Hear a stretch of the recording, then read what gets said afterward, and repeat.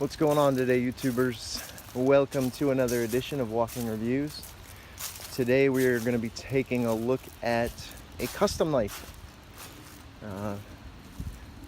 I picked this up a while ago, and it has been carried by me quite a bit, but it's also been sitting for a while, so I'm glad to finally be getting around to doing this review.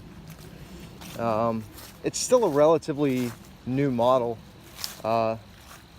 When he first dropped it, they were going like crazy. You really couldn't get your hands on any.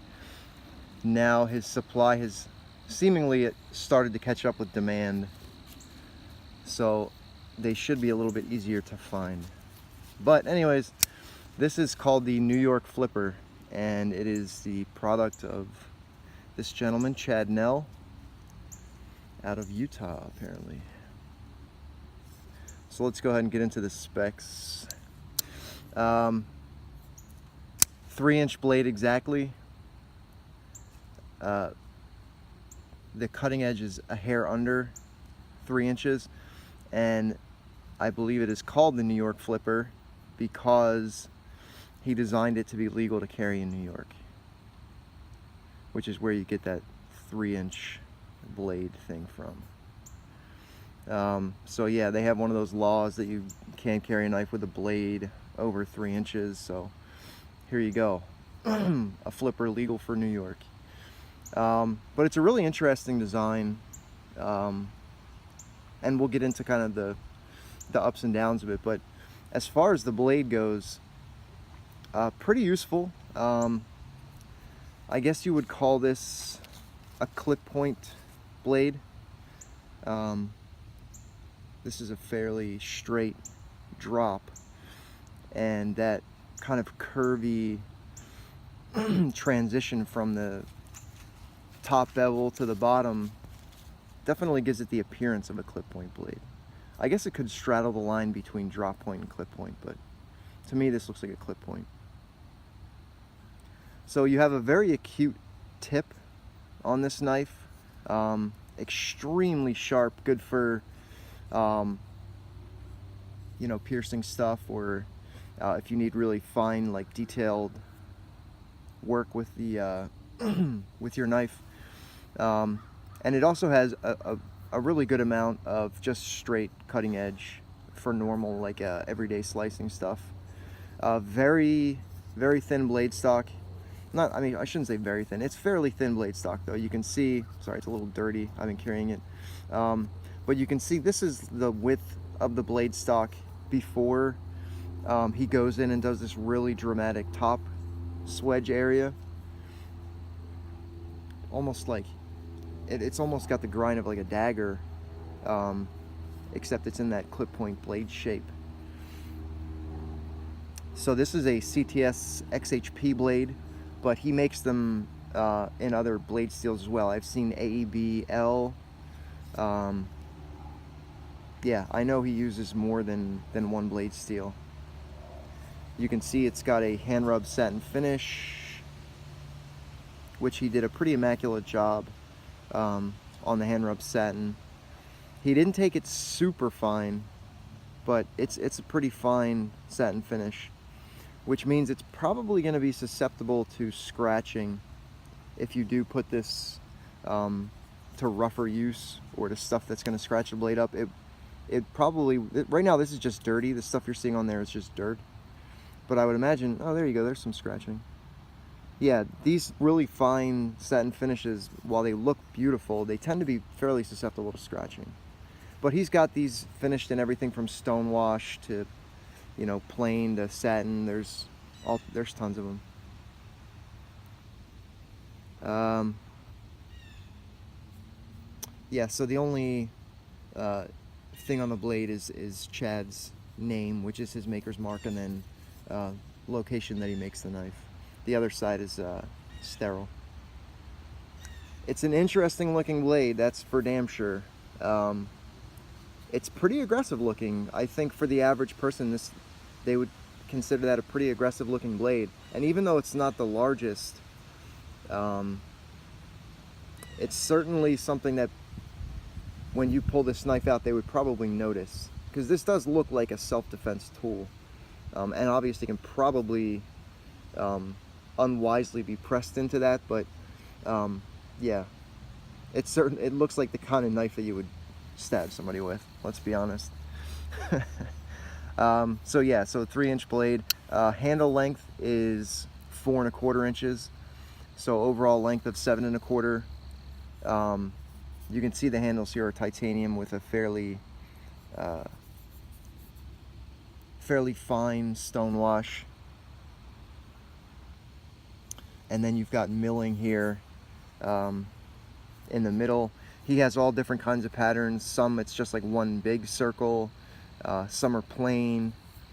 I've even seen a liner lock version of this knife with micarta handle scales. The only thing that seems to be the same from knife to knife is the shape. The shape on all of them are this general shape. But yeah, so titanium handles. We do have a like a red G10 inlay here around the pivot. The pivot screw itself is that blackened titanium, I believe.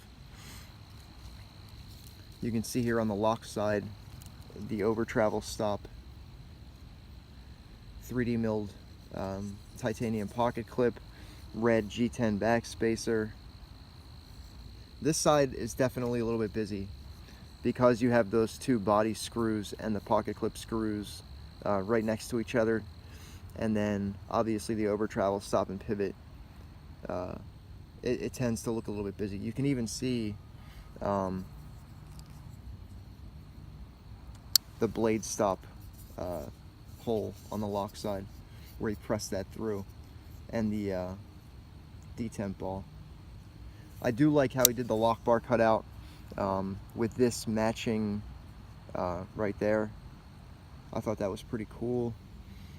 There is no lock bar insert of any kind, but he's definitely, I think he's carbonized that titanium face because there's no stick whatsoever. So this does run on ceramic bearings and it flips hard. This is one issue I want to talk about.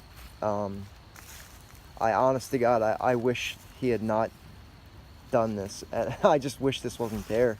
I get what he was going for, somewhere that your thumb could press against and lock into. You can see it's even shaped like the tip of your thumb, so that you would have absolute sure grip on this thing. But what it ends up being is your thumb kind of naturally wants to rest up a little bit further, and that just acts like a stabbing, like a poker for your thumb. So it makes that, you have to bring your hand back here, which then limits you to just this, that kind of grip.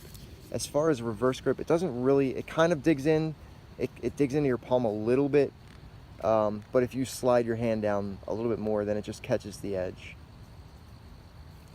But yeah, I mean, you can see the dramatic finger groove up top here, and then you got that swelling down to another groove, and then it swells again at the butt of the knife. So I mean, it's very obvious how your hand would fit in here. My hand's a little bit big, so my pinky tends to slide off of that, especially when my grip is being pushed back by that hump on the back. It's also the most dramatic portion of the handle. If this was gone, like if you can just picture the knife with that gone, I think it still looks pretty awesome. And then you don't have that really dramatic change, because you can see they're offset from each other. Yeah, even if this was up further, by the way, this part here, you can fit your finger there, and it's, you know, that's non-sharpened. So if you need really a really choked up grip, you can just do that. I've never used it like that though. You know, normally I'm pinching it because I'm just EDCing the knife, but I guess that's there for a reason. I don't know. But yeah, love this knife. The blade is a little bit small for the handle, I feel like, but I could get over that. I'm just not a huge fan of that part right there. I understand its purpose, but even if you just did a thumb ramp instead of a dramatic, you know, almost 90-degree perpendicular angle there, I feel like that would be better, but not my design, and I'm certainly a fan of his work, so I can't say it doesn't go at all, but to me, I would just prefer it be gone. Other than that, though, I mean, this knife runs on ceramic bearings. Like I showed you, it flips hard. It does kick out. Your lockup is fairly early. You're at about 20%. There's your detent ball. Good looking knife. I love the pop of color from the, I believe that's G10. And I love the uniqueness of the blade shape and the handle. There's a lot to really like about this knife. It's assembled, it's a custom made knife, and it's assembled flawlessly. The centering is absolutely perfect. No blade play at all. Sorry, there's a tree falling down in the background. You can see that satin finishes in the sunlight. It's nice and highly reflective. It's a really, really well-made knife. Nice tight tolerances. It carries well. You know, you get just enough out of the pocket to grab onto it, and it's extremely slim, so it doesn't take up too much real estate in your pocket. It's just a well executed custom knife from Chad, and you know, really the only complaint I have is that right there. If that weren't there, this would be to me a 10 out of 10. It's not like a false shut blade, and it's not really designed to be. The detent is strong. You know, he wants that really positive flipping action. Lightweight as well. It's like 3.4 ounces, I believe. So really lightweight.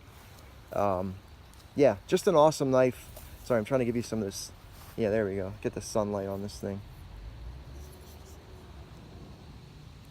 Just a really awesome knife from a maker that hasn't had the popularity of someone like Brad Southard, or you know, you name any of the makers like Lee Williams, the guys that get like a shitload of money for their work. But so these are, you can find these, which is why I'm happy to do a review on them.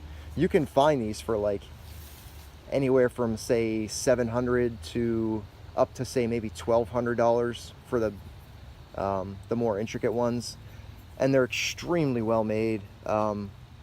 Great to EDC if you find one with maybe a little more sturdy blade finish. But yeah, just a fun knife, excellently made. And again, really the only design choice that I question is that, because it even kind of limits your ability to access the flipper tab sometimes. You know, I can see someone confusing that for the flipper tab if they're not looking. But yeah, that's gonna be it, guys. Again, this was the Chad Nell New York flipper. A really gorgeous knife. There you can see the hidden stop pin, so it just looks really nice open. An extremely unique design, and pretty much perfect execution. So yeah, all right guys, take it easy.